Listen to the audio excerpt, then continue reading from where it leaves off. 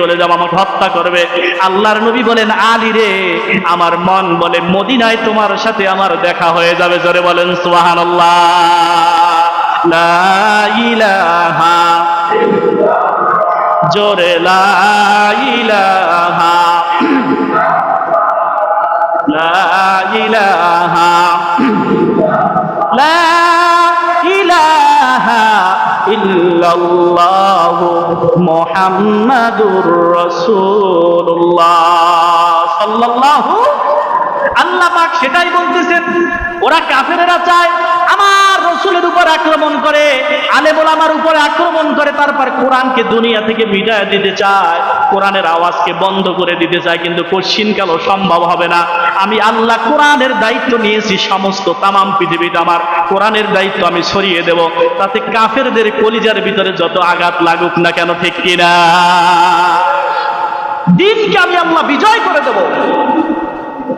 আমার রাসূল আজ কোরআনের হক কথা যদি বলেন, সুদের বিরুদ্ধে কথা বললে ইমামের চাকরি চলে যায়, ঘুষের বিরুদ্ধে কথা বললে ইমামের চাকরি চলে যায়, পর্দার বিরুদ্ধে কথা বললে মা বোনদের মন মেজাজ আর ভালো থাকে না।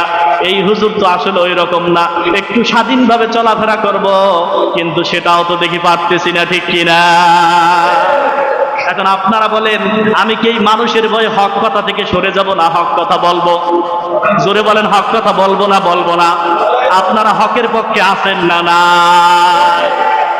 শুধু জবান দিয়া নয় আমার আব্বাজানেরা, সত্য এই হায়াতটাকে যদি কাজে লাগাইতে পারেন, কোরআন সামনে আসতেছে, সাহাবায়ে কেরাম কিভাবে জীবনকে আল্লাহর দ্বীনের জন্য বিসর্জন করেছেন, আর আল্লাহ কোরআন শরীফের মধ্যে বললেন, আমিনু কামা আমানান নাস, ঈমান আনো ওই রকম ঈমান যেই রকম ঈমান সাহাবীরা এনেছে। জোরে বলেন সুবহানাল্লাহ।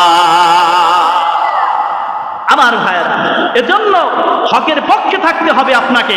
আপনি রোজা পড়েন, রোজা আপনি যদি সারাদিন রাখেন কোনো সমস্যা নাই, নামাজ আপনি পড়তেছেন কোনো সমস্যা নাই, হজ করতে যাইতেছেন আপনার সুনাম খ্যাতি, এই লোকটা নামাজ পড়ে সারাদিন, তাসবিহ পড়ে সারাদিন, আমল করতেছে, প্রশংসা করবে।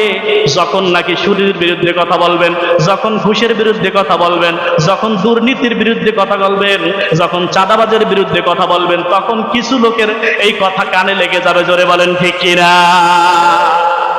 ও আমার আব্বাজানেরা, লূত আলাইহিস সালাম একজন পয়গম্বর, তিনি পয়গম্বর থাকার পরে তার স্ত্রীর উপর আল্লাহ এমন গজব নাজিল করছে, স্ত্রীকেও রক্ষা করতে পারে নাই, স্ত্রীও তার আল্লাহ বাঁচায় নাই। তার কারণ হলো, এই স্ত্রী যদিও লূত একজন নবীর স্ত্রী, কিন্তু তার এতাত ছিল, তার অনুসরণ ছিল কাফের মুশরিকদের সাথে। জোরে বলেন ঠিক কিনা?